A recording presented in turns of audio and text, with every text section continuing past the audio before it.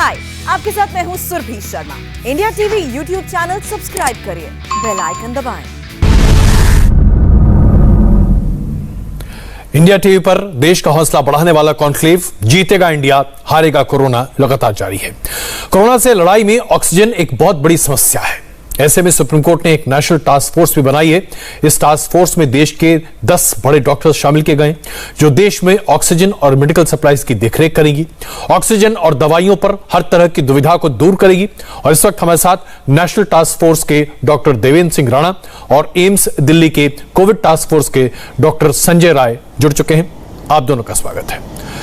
सबसे पहला सवाल डॉक्टर देवेंद्र सिंह जी, आपसे हम ये जानना चाहेंगे कि जो टास्क फोर्स बनाई गई है उसकी बहुत बड़ी जिम्मेदारियां सुप्रीम कोर्ट ने निर्धारित की हैं। सबसे बड़ी प्राथमिकता और पहली प्राथमिकता आपकी क्या होगी? अभी तक हमारे पास वैसे वो आया नहीं है कि पूरा क्या इसका रोल होगा, क्या स्कोप होगा।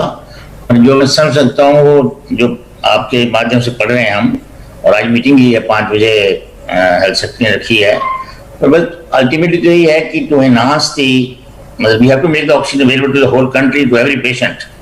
And there are 3 formulas there that firstly enhance the capacity of the existing plants, and then try to open more plants, and also try to open plants in the individual hospital, self-sustaining, self-generating plants, so that and ultimately restore the transport from, because most of the oxygen is being produced in the eastern part of the country. From there the logistic Rana ji, गुजारिश है अगर आप हिंदी में बोलें तो हमारे दर्शकों को इसका बहुत लाभ होगा। सॉरी। जो ऑक्सीजन है अभी तक उसको ऑक्सीजन को ज्यादा प्रोडक्शन होनी चाहिए, और ज्यादा प्रोडक्शन के लिए जो एग्जिस्टिंग प्लांट्स हैं उनकी प्रोडक्शन बढ़ाई जाए, नए प्लांट्स खोले जाएं। जो भारत सरकार ने काफी प्लांट्स बाहर से मंगवाए हैं, और वो अभी लगते थोड़ा टाइम लग जाएगा। कुछ छोटे प्लांट तो जल्दी रहेंगे, जो बड़े प्लांट हैं वो 2-3 महीने तक लग जाएंगे। और इन द मीन टाइम हर अस्पताल में भी बड़े जो मेजर हॉस्पिटल में उनके सेल्फ सस्टेनिंग के लिए, पार्शली सेल्फ सस्टेनिंग के लिए, नॉट फुली सेल्फ सस्टेनिंग के लिए कुछ छोटे प्लांट लगाए जाएं, जिससे उनकी रिक्वायरमेंट पूरी होती जाए, ऑगमेंट होती रहे, ताकि उनको बहुत इमरजेंसी नहीं पड़े। हमने थर्ड वेव के लिए जो पॉसिबिलिटी आएगी उसकी जो भी आएगी उसकी तैयारी करनी है, ताकि हमारा ये जो ऑक्सीजन की डेफिशिएंसी इस बार हुई है वो नहीं होनी चाहिए। और उसके लिए यही है कि सप्लाई चेन जहाँ से आनी है ऑक्सीजन, वहां से भी एक रेगुलर सप्लाई चेन बने, चाहे रेल से बने, चाहे सर्विस ट्रांसपोर्ट से बने, वो लगातार आती रहे। और अल्टीमेटली जब जिस स्टेट में जाती है उस स्टेट की जो एक देख है, जिसमें एक स्ट्रीम लाइन की जाए, ताकि हर अस्पताल में, छोटे से लेकर बड़े हॉस्पिटल में ऑक्सीजन उसकी रिक्वायरमेंट तक पहुंचती रहे।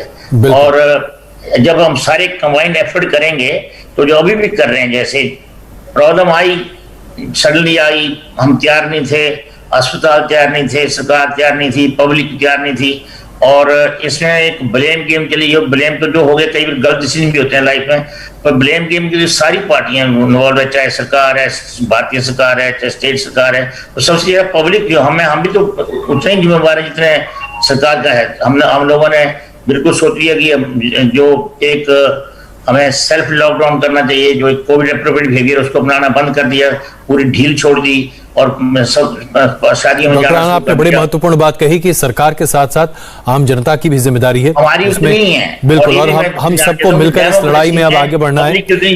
बिल्कुल। डॉक्टर रॉय, मैं आपसे समझना चाहता हूँ, ऑक्सीजन हमारे लिए बहुत बड़ी प्राथमिकता बन गया, और ऐसा लग रहा है कि सरकार की कोशिशों के बाद कम से कम दिल्ली, एनसीआर और उसके अलावा कई अन्य राज्यों में भी ऑक्सीजन की आपूर्ति अगले 10 से 15 दिन या 1 महीने में पूरी हो जाएगी। ऑक्सीजन की आपूर्ति पूरी हो जाना अपने आप में काफी है, या हमें और भी कई ऐसे मामलों पर ध्यान देना चाहिए? देखिए, एक बहुत ही महत्वपूर्ण पार्ट है कोविड मैनेजमेंट।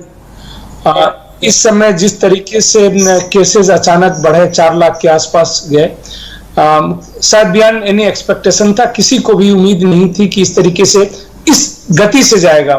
सेकेंड वेव आने की उम्मीद हो सकती है और ये, बट इस गति से जाने की जो है किसी को उम्मीद नहीं थी।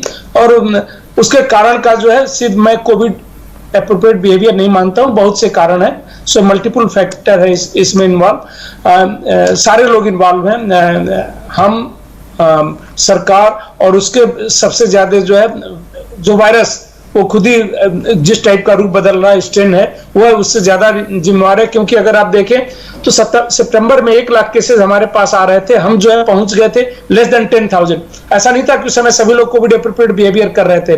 पूरी भारत में जो है हर जगह फेस्टिवल आए थे, दिवाली आया, दशहरा आया, पूरे बंगाल में आप लोगों ने ही खुद दिखाया कि कोई कोविड एप्रोप्रिएट बिहेवियर फॉलो नहीं कर रहा। बिहार का इलेक्शन आया, कोविड बट वायरस था, लेकिन वायरस में चेंज जो है सबसे ज्यादा उसके लिए रिस्पांसिबल है। कोविड एप्रोप्रिएट बिहेवियर हमेशा रोल प्ले करता है, इसमें कोई शक नहीं है, वो हमेशा करता रहेगा। बट अचानक इस तरीके से और with in a month less than 1 lakh से जो है हम जो है 4 लाख तक पहुंच जाए, इसकी उम्मीद किसी को नहीं थी। और उस पे जो है कोई भी व्यवस्था चरमरा सकती है, दुनिया का कोई भी हो, अगर इस तरीके से होता है कि हमने उसको कैसे टैकल किया। मैं ये कह सकता हूं कि जिस तेजी के साथ गवर्नमेंट ने उसको टैकल किया, स्पेशली ऑक्सीजन सिचुएशन को, वह जो है उसकी हमें प्रशंसा करनी चाहिए। नहीं तो जिस तरीके से ऑक्सीजन की क्राइसिस हो रही थी हर जगह, दिल्ली नहीं देश के कई शहरों में हो रही थी, जिस तरीके की क्राइसिस हुई, जिस तरीके से उन्होंने इंडस्ट्री प्रोडक्शन को ऑक्सीजन में जो है कि मेडिकल यूज के लिए कन्वर्ट। डॉक्टर देखिए, हम इस क्राइसिस से बहुत तेजी से आगे बढ़ रहे हैं और सरकार और जनता के सहयोग से हम अब आगे बढ़ रहे हैं। सवाल ये उठता है कि आगे क्या करें। अब महत्वपूर्ण हमारे लिए ये है कि हम ये समझें कि अब और किन किन चीजों पर ध्यान देना चाहिए। प्रमुखता से आपके हिसाब से वो 2 बड़ी ऐसी चीजें क्या हैं जिस पर अगर हम आज से ध्यान देना शुरू करें तो तीसरी वेव की समस्या को हम सुलझा सकेंगे? जी हाँ, ऑक्सीजन हमें जो है के साथ साथ जो है ड्रग सप्लाई को जो है लॉजिस्टिक मैनेजमेंट पूरा मेंटेन रखना चाहिए। उसके लिए जो भी एफर्ट्स करने हैं कंट्री के अंदर बाहर से जो भी करने हैं एफर्ट्स करने चाहिए। एबिलिटी ऑफ बेड्स, इवन अगर हमें टेंट या रेलवे कोचेज में भी हो, ये हम इंश्योर कर दें कि कोई इसलिए न मर जाए कि उसको हॉस्पिटल में बेड न मिले, कोई इसलिए अगर मर जाए कि उसको ऑक्सीजन नहीं मिले, कोई दवा नहीं मिले। ये नहीं होना चाहिए। देखिए, डेथ होती हैं, हमेशा होंगी, किसी भी बीमारी से होंगी, लेकिन हम जो है अपनी कोशिश में कि हमारी कोशिश पूरी थी, अगर ये होती रहे, अगर हमने सप्लाई चेन मेंटेन रखा, हमने सबको ये इंश्योर कर दिया कि कुछ भी हो हम आपको बेड अवेलेबल करा देंगे, तो शायद जो है ये प्रॉपर मैनेजमेंट होगा।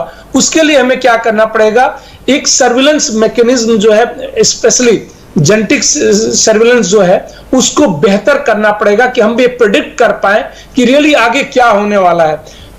बेटर सर्विलेंस सिस्टम से ही ये हम प्रेडिक्ट कर सकते हैं। अगर मुश्किल काम है, जैसे अभी हम शायद प्रेडिक्ट करने में चूक गए थे, क्योंकि हम ग्रेजुअल ग्राफ जो नीचे जा रहा था उसके कारण से हम चूक गए थे।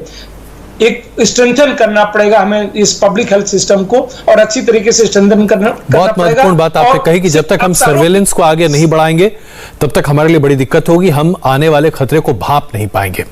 ऐसे में डॉक्टर राणा, हमारे लिए महत्वपूर्ण यह हो जाता है कि हम डेटा को पूरी तरीके से कोलेट कर सकें। कितने लोग संक्रमित हो रहे हैं, क्या क्या वैक्सीनेशन के प्रोसेस हैं, कितने वैक्सीनेट हो रहे हैं और कहां कहां क्या ट्रेंड है, इसे लेकर हम अपने सिस्टम को कैसे दुरुस्त कर सकते हैं और इसके लिए क्या किया जाना चाहिए।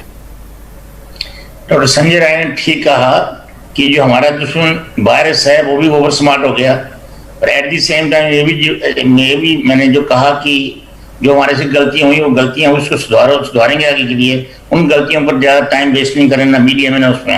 हमारे से भी गलतियां हुई, चाहे साइंटिस्ट से हुई, चाहे डॉक्टर से हुई, चाहे सरकार से हुई, गलती होती है लाइफ में, इसमें कोई प्रॉब्लम नहीं है। अब हम ये भी ठीक कहा कि जब गलती हो गई, सामने आया तो हमने सामना किया, और उसको जब सारे इकट्ठे हो गए, सरकारें इकट्ठी हो गई, कोर्ट से दबाव आया, जो जनता इकट्ठी हो गई, इतने वॉलंटियर ऑर्गेनाइजेशन आए जिन्होंने काम कर रहे हैं, अब हमने ऑलमोस्ट ऑक्सीजन की समाधान कर लिया है। आने वाले टाइम में मैं ये कह रहा हूँ कि तीसरी वेव को जो डॉक्टर साहब कह रहे हैं उसको जो सर्वेलेंस है वो करो, ताकि वो कम से कम कम से कम हो सके, जितने भी मेथड ढूंढ सकते हैं।